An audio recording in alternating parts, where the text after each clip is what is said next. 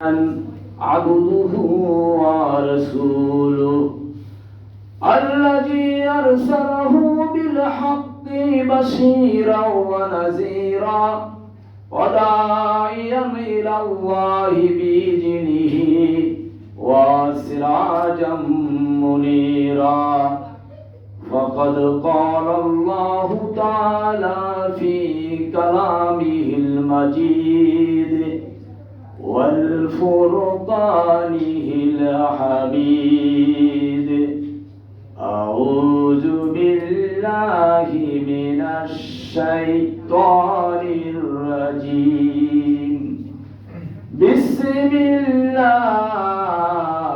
الرحمن الرحيم إن الله وملائكته يصلون على النبي يا أيها الذين آمنوا صلوا عليه وسلموا تسليما اللهم صل على سيدنا مولانا محمد وعلى آل سيدنا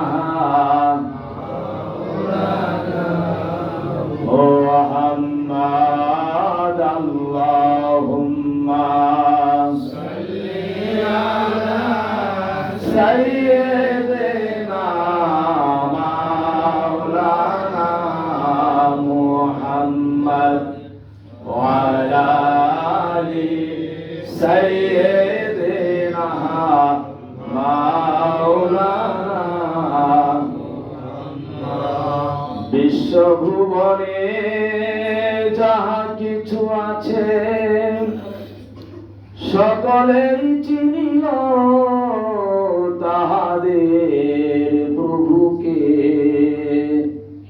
শুধু যে মানুষ কেবলই বেহুশ চিনিল না তারা আল্লাহকে আল্লাহুম্মা সাল্লি আলা সাইয়্যিদিনা মাওলানা মুহাম্মদ ওয়া আলা আলি সাইয়্যিদিনা মাওলানা মুহাম্মদ বালাগাল উলা বিকামালিহি كشفت الدجى بجماله حسنت جميع خصاله صلوا عليه وآله سورة يوسف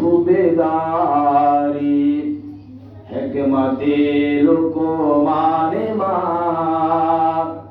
قارئ قرآن বাড়ি আয় দিলে সাদিমানে মা বলগল উলা বিকামালিহি কাশফাত দুজা বিজামালিহি হাসনাত জামিউ খিসালিহি সাল্লু আলাইহি।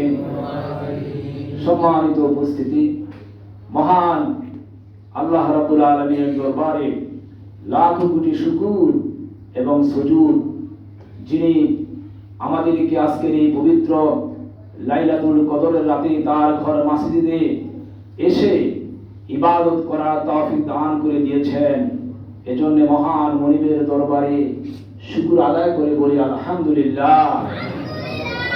অসংখ্য দরুদ এবং সালাম সাইয়্যিদুল মুরসালিন আশরাফুল আম্বিয়া নবী মুহাম্মদুর রাসূলুল্লাহ সাল্লাল্লাহু আলাইহি ওয়াসাল্লামের প্রতি।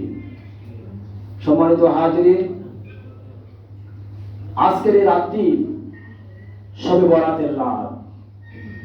শবে বরাত শব্দটি ফার্সি শব্দ, আর শবে বরাতে আরবি প্রতিশব্দ হচ্ছে লাইলাতুল বারাত। শবে বরাত বা লাইলাতুল বারাতের বাংলা অর্থ হচ্ছে ভাগ্য রজনী। বাংলায় কি বলা হয়? ভাগ্য রজনী, ভাগ্যের রাত। এ রাতে মহান আল্লাহ রাব্বুল আলামিন মানব মণ্ডলীর ভাগ্যকে লিপিবদ্ধ করে থাকে, ভাগ্য লিখে থাকে। আমরা কি কথা না বলি বাবা? একটু আমার দিকে দেখে সবাই, আমার দিকে খেয়াল করেন, মনোযোগ নষ্ট হয়ে যায় কেমন? আমরা যদি 10 মিনিট 15 মিনিট আলোচনা শুনে আমল করতে পারি, এই আমলের বিনিময়ে হয়তো আল্লাহ পাক কিয়ামতের ময়দানে আমাদের জন্য নাজাতের ব্যবস্থা করে দিতে পারেন কিনা? সুতরাং আমরা যতক্ষণ শুনবো মনোযোগ সহকারে শুনবো। এই যে আমরা শুনছি, এটা ইলম অর্জন করছি। কি অর্জন করছি? ইলম অর্জন করছি, শিক্ষা অর্জন করছি। তাহলে প্রতিটা মানুষের শিক্ষা অর্জন করা, ইলম অর্জন করা ফরজ। ইলম অর্জন করা কি ফরজ? আপনি যদি ইলম অর্জন না করেন, আপনি যদি ইলম অর্জন না করেন, আপনার যদি ইলম না থাকে, তাহলে আপনি আমল করতে পারবেন না। কি পারবেন না? আমল করতে পারবেন না। তাহলে আমলের পূর্ব শর্ত হলো ইলম অর্জন করা। এজন্য আমরা কিছু শিখে আমল করতে চেষ্টা করি। আমল করলে আমলের বিনিময়ে মহান আল্লাহ রাব্বুল আলামিন আমাদেরকে নাজাতের ব্যবস্থা করে দিবেন। বলি আমিন। তাহলে অনেক আহলে হাদিস বক্তা, লামাযহাবী, তারা বলে যে শবে বরাত বলতে কিছু নাই। সমাজে এরকম লোক আছে না? এরকম মৌলবী আছে না? তারা আসলে বিতর্কিত বক্তা, তারা ধোঁকাবাজ বক্তা। এই আহলে হাদিস লামাযহাবী বক্তাদের থেকে আমাদেরকে বাঁচিয়ে রাখতে হবে, আমাদেরকে দূরে রাখতে হবে। তারা কিন্তু সুন্নি লোকদের, সুন্নি আলেম ওলামা পর্যন্ত আহলে সুন্নাত ওয়াল জামাতের অনুসারীদেরকে বিভ্রান্ত করতে কুণ্ঠাবোধ করে না। সব সময় পিছনে লেগে থাকে, বলে যে শবে বরাত নাই, শবে মেরাজ নাই, মিলাদ শরীফ নাই, কিয়াম নাই, এটা নাই, সেটা নাই, উসিলা নাই। এইভাবে নানা ধরনের কথাবার্তা বলে মানুষদেরকে ইবাদত বندگی থেকে নিরুৎসাহিত করে দেয়। কি করে দেয়? নিরুৎসাহিত করে দেয়। আমরা কি ওই ধরনের আহলে হাদিস লামাযহাবী বক্তাদের বক্তব্য শুনবো, নাকি আহলে সুন্নাত ওয়াল জামাতের বক্তাদের বক্তব্য শুনবো? আহলে সুন্নাত ওয়াল জামাতের বক্তাদের বক্তব্য আমরা শুনবো ইনশাআল্লাহ। এখন যারা আহলে হাদিস বক্তা, এতে ইউটিউবে বক্তব্য দেয়, বলে যে শবে বরাত নাই, তারপরে শবে মেরাজ নাই, মিলাদ শরীফ নাই, কিয়াম নাই, শুধু নাই আর নাই। নাই করে এই টেলি বক্তারা, ডিস্কো বক্তারা মানুষদেরকে, মুসলমানদেরকে ইবাদত থেকে দূরে সরায় রাখতে চায়।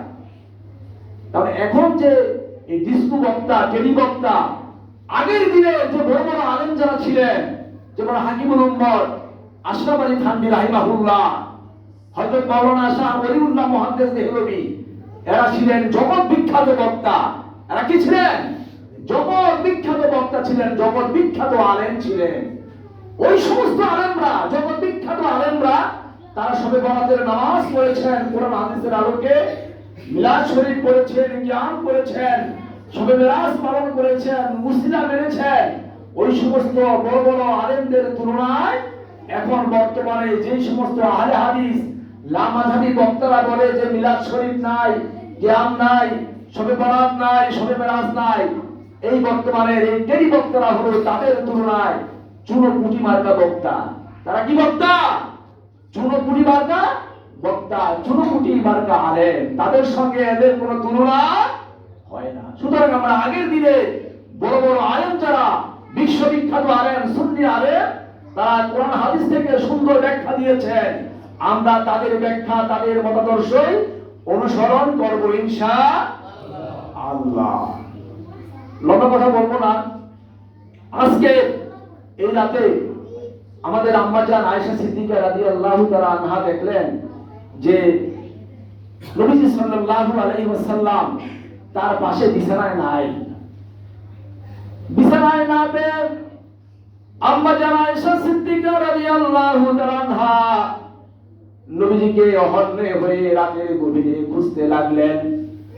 মনে করেছিলেন হয়তো হুজুর অন্যত্র নামাজ পড়ছেন, নামাজ পড়তেছেন, অথবা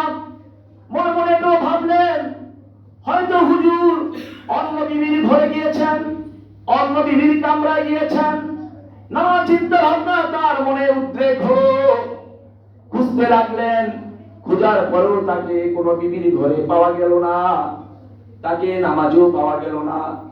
খুঁজতে খুঁজতে হাঁটতে হাঁটতে আম্মা জান আয়েশা সিদ্দিকা রাদিয়াল্লাহু তাআলা আনহা মসজিদে নববীর কাছেই জান্নাতুল বাকিতে গিয়ে উপনীত হলেন।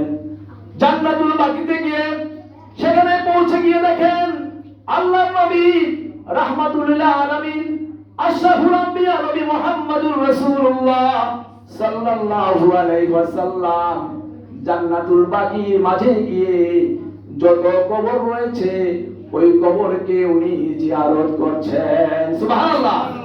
কি করতেছেন? গভীর রাতে গিয়ে জিয়ারত করতেছেন, তার সাহাবীদের কবর জিয়ারত করতেছেন। অনেকক্ষণ যাবত জিয়ারত করতে দেখলেন। এরপরে দেখলেন দুটি হাত তুলে মহান আল্লাহ পাকের দরবারে কেঁদে কেঁদে মুনাজাত করছেন আর চোখের পানি পড়ছে। নবীজির চোখের পানি আর নাকের পানি একাকার হয়ে যাচ্ছে। নবীজির পবিত্র চোখের পানি দিয়ে নবীজির মুখ মোবারক ভিজে যাচ্ছে।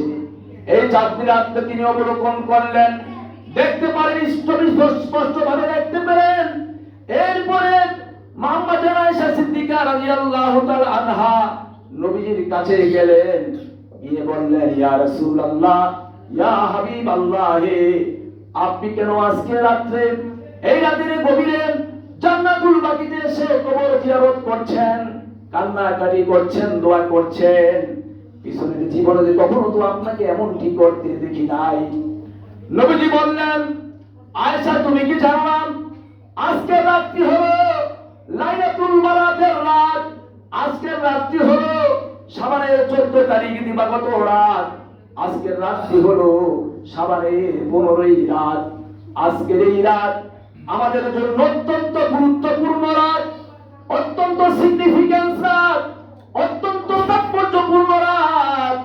এই রাতে যদি মহান আল্লাহ পাকের কাছে দোয়া করা হয়, কেঁদে কেঁদে দোয়া করা হয়, তাহলে মহান আল্লাহ পাক কোন বান্দার দোয়াকে ফিরায় দেন না, সাথে সাথে কবুল এবং মঞ্জুর করে নেন। তাই তো আজকের এই ফজিলতপূর্ণ রাতে, এই গুরুত্বপূর্ণ রাতে আমার যারা সাহাবী ছিলেন, আমার সঙ্গী ছিলেন, তারা আমার অনেক মহব্বতের, অনেক কাছে, হৃদয় দিয়ে আমি তাদেরকে ভালোবাসতাম, তারাও হৃদয় দিয়ে আমাকে অনেক ভালোবাসতো। আমার হক হলো তাদের জন্য দোয়া করা। আমার দোয়া যদি কবুল হয়ে যায় তাহলে তারা হয়তো নাজাত পেয়ে যাবে, মুক্তি পেয়ে যাবে। তাই আন্তরিক হয়ে একাগ্রতার সঙ্গে তোমার বিছানা ছেড়ে আজকের এই গভীর রাতে তাদের জন্য আমি দোয়া করতে এসেছি। সুবহানাল্লাহ। তাহলে দেখা গেল আজকের এই শবে বরাতের রাতে, ইবাদতের রাত, এই রাতটা গুরুত্বপূর্ণ রাত, এই রাতটা ক্ষমার রাত, নাজাতের রাত, মুক্তির রাত। এই শিক্ষা আমরা কার থেকে পেলাম? আমাদের যে দিনের ধারক এবং বাহক, আমাদের নবী, আমাদের রাসূল, প্যারা নবী, নবী মুহাম্মদুর রাসূলুল্লাহ সাল্লাল্লাহু আলাইহি ওয়াসাল্লামের কাছ থেকে আমরা এই শিক্ষা পেয়েছি। সুতরাং আমাদের তো কি আজকে রাত্রে তেমনি ভাবে আমল করা দরকার কি দরকার না? আমল করা দরকার কি না? অত্যন্ত দরকার। আজকে যদি এই রাতে আমরা অবহেলা করি, অলসতা করি, মসজিদের ইবাদত বাদ দিয়ে ঘরে গিয়ে আরাম করি, ঘুমাসি, তাহলে কি মহান আল্লাহ পাক আমাদের প্রতি নারাজ হবে না খুশি হবে? নারাজ হয়ে যাবে। কি হয়ে যাবে? নারাজ হয়ে যাবে।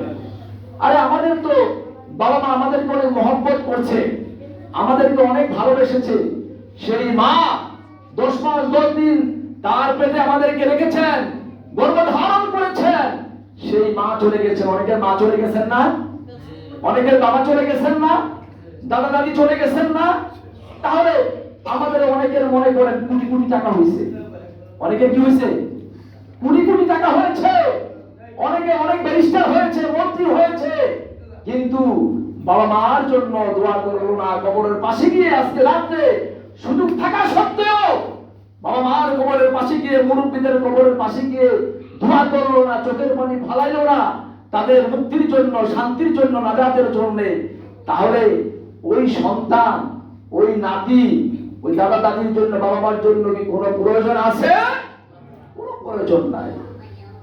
আপনি দুনিয়াতে আছেন, আপনি পড়াশোনা করছেন, কোরআন শরীফ যতটুকুই পারেন, দোয়া কালমা যতটুকুই পারেন, আপনার উচিত হবে আজকে এখান থেকে ইবাদত শেষ করে বাবার কবরের পাশে গিয়ে, মার কবরের পাশে গিয়ে, দাদা দাদির কবরের পাশে গিয়ে, আপনার নিকটতম আত্মীয় স্বজনের কবরের পাশে গিয়ে খাস ভাবে তাদের জন্য দোয়া করা। কি করা? দোয়া করা। আমরা দোয়া করবো তো ইনশাআল্লাহ। আপনি দোয়া না করলে আপনাদেরকে যে রেখে গেছে, আমাদেরকে রেখে গেছে দুনিয়াতে, এই রাখাটাই বৃথা। এই রাখাটা কি বৃথা? সন্তান রেখে গেছে, এমন সন্তান আছে ওযু করতে পারে না, জানাজা পড়াইতে পারে না, নামাজ পড়তে পারে না, দোয়া করতে পারে না। এক বেটা সন্তান শুনছে যে বাবা মারা গেছে, তো বাবা মারা গেছে, জানাজা দিতে হবে না? ছেলে অনেক দূরে, ছেলের বাজারে, আরে বাবা মারা গেছে, বাবা মারা গেছে কথা শুনে তাড়াতাড়ি আসছে। এখন ওযু কিভাবে করতে হবে তো জানে না, শিখে নাই, ওযুটা জানে না। এমন মানুষ, এটা কি কপাল পোড়া না? এটা কি পোড়া?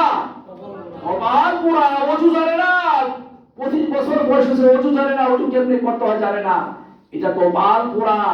কপাল পোড়া কি কপালে লেখা থাকে? না, কাজে করবে প্রকাশ হয়ে যায়। কি হয়ে যায়? কাজে করবে প্রকাশ হয়ে যায়। ওযু ছাড়াই কোন রকম হাত পা ধুইয়া বাপের জানাজায় আসছে, তো টুপি তো নাই, টুপি কিভাবে দেয় এটাও জানে না। এই কপাল পোড়া। কোন রকম একটা নাক মুখ মোছানো রুমাল ছিল, কোন রকম মাথায় দিছে, মাথায় দিয়ে আল্লাহু আকবার করে জানাজা দিছে। অনেক মানুষ দেখবেন জানাজা দিতে গিয়ে ঈদের নামাজ পড়ে, আর ঈদের নামাজ পড়তে গিয়ে জানাজার নামাজ পড়ে, পড়ে কিনা জানো নাই?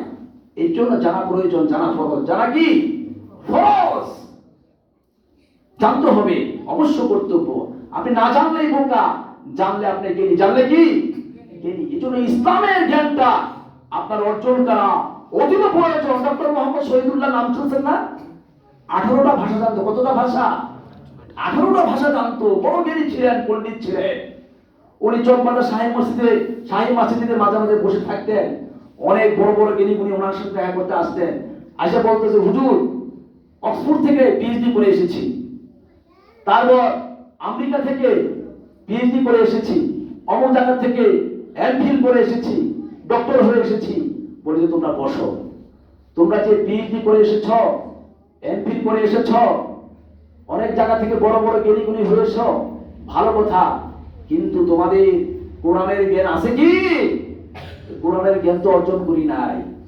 ডক্টর মোহাম্মদ শহীদুল্লাহ বললেন, যাদের কোরআনের জ্ঞান নাই তারা পণ্ডিত, কিন্তু তারা হলো মূর্খ পণ্ডিত। কি পণ্ডিত? মূর্খ পণ্ডিত। কারণ ইয়াসিন ওয়াল কুরআনিল হাকীম, কোরআনের জ্ঞান মানুষের পাণ্ডিত্যকে পরিপূর্ণ করে দেয়। সুবহানাল্লাহ। এই জন্য আমাদের কোরআনের জ্ঞান অর্জন করতে হবে। ওই ছেলে জানাজা দিল কোন রকম, কথা বলো না, ওই ছেলে কোন রকম জানাজা দিল। জানাজা দেওয়ার পরে এখন ঘরে বসে বসে কান্দে। বহু বছর আগের কথা বলি, কান্দে। বন্ধু আসছে, এই বন্ধুর কাছে যে বাপ মারা গেছে, ওর একটু সান্ত্বনা দেই। সান্ত্বনা দিতে আইসা বলে যে, বন্ধু কাঁদো কেন? যে কাঁদবো না, বাবা মারা গেছে। বলে যে এগুলো কি বাবা কি বাঁচে? এগুলো মরেই যায়। এগুলো কি হয়ে যায়? মরেই যায়। সুতরাং কান্নাকাটি দরকার নাই। আসো আমার সাথে, হিন্দি ফিল্ম এনেছি, ক্যাসেট এনেছি, ভিডিও ফিল্ম আনছি, সারা রাত ঘরে রাত জেগে এই ফিল্ম দেখবো। দেখবা বাপকে 14 গোষ্ঠীর দুঃখ ভুলে যাবে। বলে নাউজুবিল্লাহ মিন যালিক। বন্ধু যেমন, বন্ধুর বন্ধু যেমন, ঠিক না? চলে গেল বন্ধুর সাথে, সারা রাত জেগে হিন্দি ফিল্ম দেখলো, আমেরিকার ফিল্ম দেখলো, বলিউডের ফিল্ম দেখলো, সারা রাত মজা করলো। বাপে যে মারা গেছে তার কথা ভুলে গেল, দুঃখ কষ্ট আর অন্তর রইল না। এরপরে সকালবেলা বন্ধুর বাসার থেকে যখন বাপের কবর পাশে আসে বাপের কবর দেখা কিভাবে দোয়া করবো তা তো জানেই না। বলে কবর দেখে বলে যে, বাবা কিছু তো শিখায় যাও নাই, আর কিছু শিখি নাই। বাবা মারও কিন্তু ভুল আছে, আছে কিনা? ভুল আছে, কিছু তো শিখায় যাও নাই। তোমাকে আর কি দিব? সারা রাত ভরে যে হলিউড বলিউডের ছবি দেখলাম, এগুলো দিয়া গেলাম তোমার কবরের আমল নামায়। নাউযুবিল্লাহ মিন যালিক। আহা, দুঃখ লাগার জায়গা নাই। এই জন্য বাবা মাকে কোরআনের জ্ঞান শিখাতে হবে, কোরআনের তালিম দিতে হবে, কোরআনের শিক্ষা দিতে হবে এবং নিজেদেরকে অনুপ্রাণিত হয়ে কোরআনের শিক্ষায় শিক্ষিত হবে, কোরআনের অর্জন করতে হবে। কথা ঠিক কিনা? আল্লাহ পাক আমাদের তৌফিক দান করে বলে আমিন। এবার আসুন, আল্লাহ পাক তার কোন জায়গায় অবস্থান, তিনি কোথায় থাকেন? কোরআন শরীফের মধ্যে এসেছেন আল্লাহু নূরুস সামাওয়াতি ওয়াল আরদ। আল্লাহ হলেন আসমান সমূহ এবং জমিনের নূর, আলো। সুবহানাল্লাহ। আপনি যদি আবার জিজ্ঞেস করেন যে আল্লাহর অবস্থানটা আবার বলেন, আল্লাহ পাক বলবেন নাহানু আকরাবু ইলাইহি মিন হাবলিল ওয়ারিদ। আমি আল্লাহ তোমার শাহরগের কাছে, তোমার এই ঘরে, তোমার জীবন রোগের থেকেও আরো নিকটে আছি। সুবহানাল্লাহ। আবার যদি প্রশ্ন করেন যে আল্লাহ পাক আপনি মূলত কোথায় আছেন, আল্লাহ পাক বলবেন ওয়া হুয়া মাকুম আইনা মা কুনতুম। আমি আল্লাহ তোমার সঙ্গে আছি। কার সঙ্গে আছে? আমাদের সঙ্গে আছে। এরপরে আল্লাহ পাক বলেন, এরকম আল্লাহ পাক কোথায় আছেন, কোথায় অবস্থান করতেছেন, শত শত ডেফিনেশন আয়াতে কারিমা কোরআন শরীফের মধ্যে আল্লাহ পাক দিয়েছেন, বর্ণনা দিয়েছেন। অবশেষে আল্লাহ পাক বলেন যে আমি আছি আর-রাহমানু আলাল আরশিস তাওয়া। আমি আল্লাহ, আমি করুণাময়, আরশের উপরে অধিষ্ঠিত আছে। সুবহানাল্লাহ। এই আরশের উপরে যে আল্লাহ পাক আছে, আরশে আজিম থেকে আজকের এই রাতে, এই শবে বরাতের রাতে আমার নবী বলেন, আমার রাসূল বলেন, এই পৃথিবীর আসমানে এসে হাজির হন। কোন আসমানে এসে হাজির হন? এই পৃথিবীর আসমানে এসে হাজির হন। এই আসমানে এসে বলেন যে কে আছো গুনাহগার, কে আছো পাপী তাপী, কে আছো অপরাধী? আমি তোমাদের গুনাহ মাফের জন্য আরশে আজিম থেকে প্রথম আসমানে চলে এসেছি। আমার কাছে তোমরা ক্ষমা চাও, মাফ চাও। আমি রহমানুর রহিম, আজকের এই ক্ষমার রাতে তোমাদেরকে মাফ করে দিব। সুবহানাল্লাহ। আমাদেরকে ক্ষমা করে দেওয়ার জন্য আল্লাহ পাক আরশে আজিম থেকে এই দুনিয়ার আসমানে আসছেন। তাহলে এই গুরুত্বপূর্ণ সময়টা কি আমরা হাসাহাসি করে, রং তামাশা করে শেষ করে দিব, নাকি আল্লাহর ইবাদত করব? একজন মানুষ কিন্তু আজকে আসে, আমার মনে হয় মুসলমানের সন্তান যারা যারা প্রকৃত মুসলমান, তারা কিন্তু আজকে ভ্যালেন্টাইন ডে নিয়ে নাই। যারা প্রকৃত মুসলমান, রিয়েল মুসলমান, তারা কি ভ্যালেন্টাইন ডে নিয়ে আজকে থাকতে পারে? ভালোবাসা দিবস নিয়ে থাকতে পারে? এরপরও দেখা যাবে ঢাকার আমিজাত এলাকায় কিছু কিছু কুলঙ্গার আজকে সেদিকে সবাই ইচ্ছা আছে না?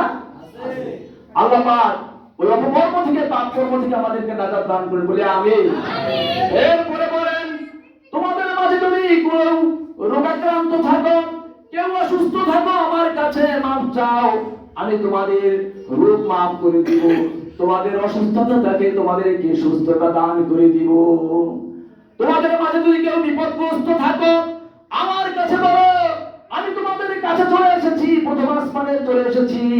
আমার কাছে বলো, আমার কাছে কাঁদো, আমি তোমাদেরকে বিপদ থেকে উদ্ধার করে দিব। সুবহানাল্লাহ।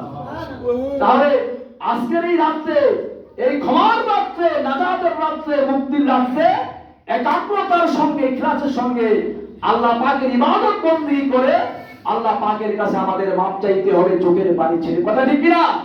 তবে আল্লাহ পাক বলেন যারা শিরক করবে, যারা শিরক করবে, তাদেরকে আল্লাহ পাক মাফ করবে না। শিরক কি? শিরক হলো কোন মানুষ যদি মনে করে আল্লাহ যেটা পারে আমিও সেটা পারি, নাউজুবিল্লাহ বলবেন না? কোন মানুষ যদি মনে করে যে আল্লাহ যেটা পারে অমুকে সেইটা পারে, এটা কি হবে? এটা শিরক হবে। এটা করা যাবে? শিরকের গুণ আল্লাহ মাফ করে? কোন মানুষ যদি মনে করে আল্লাহর মধ্যে যেই গুণ আছে আমার মধ্যে সেই গুণাগুণ আছে, এটা কি হবে? শিরক হবে না? তাহলে আল্লাহ পাক এই শিরককারীদেরকে আজকে রাতে ক্ষমা করবেন না। বলেন নাউজুবিল্লাহ।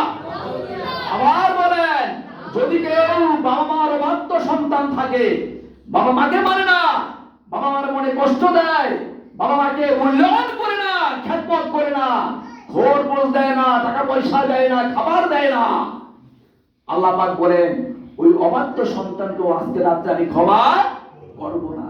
যারা জাদুকর, যারা গণক, জুয়া খেলে, আল্লাহ পাক এই সমস্ত এই শ্রেণীর লোকদেরকে আজকের রাত্রে ক্ষমা করবেন না। তাহলে আমরা কখনো যদি আল্লাহর সঙ্গে শিরক না করি, বাবা মার অবাধ্য না হই, আমরা যেন গণক না হই, আমরা যেন জুয়া না খেলি, আমরা কোনো অসাধারণ অন্যায় কাজ, খারাপ কাজ না করি, আল্লাহ পাক ওই সমস্ত কাজ থেকে আমাদেরকে নাজাত দিয়ে আমাদের মন প্রাণ উজাড় করে দিয়ে যেন আল্লাহ পাকের ইবাদত বন্দেগী আজকে রাতে করতে পারি, এই তৌফিক আমাদের সবাইকে আল্লাহ পাক দান করুন, বলি আমিন। আরো জোরে বলি আমিন। নামাজের নিয়মটা ইমাম সাহেব বলে দিয়েছেন, আমি আবার একটু বলবো। নিয়মটা অনেক আলেম ওলামা অনেক ভাবে এই নিয়ম কানুনের কথা বলে। মূলত এই নামাজের অ্যাকচুয়াল নিয়ম কোরআন হাদিসে উল্লেখ নাই, তবে নামাজ নফল ইবাদতে করতে হবে এই তাকিদে আসছে। এই তাকিদে কি আসছে? নফল নামাজ পড়তে হবে এই তাকিদে আসছে।